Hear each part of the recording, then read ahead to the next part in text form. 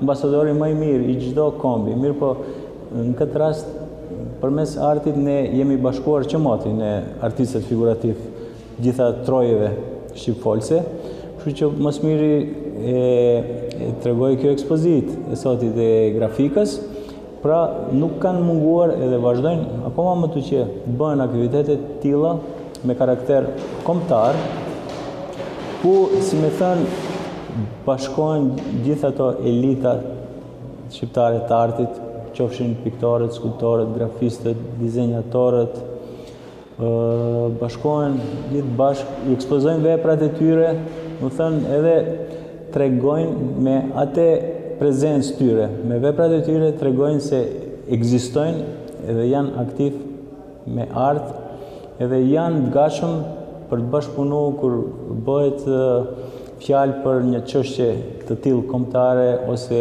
pse jo edhe më të tjera dhe ndërkombëtare. Çfarë mesazhi keni për artistët? Për artistët do të thoja që duhet kuptohet elementi bazë për çdo artist, nëse nuk krijon, do të thënë artistin gjallë e mban puna, e mban gjallë arti. Vetëm duhet krijohen, duhet sa më tepër bashkëpunime, duhet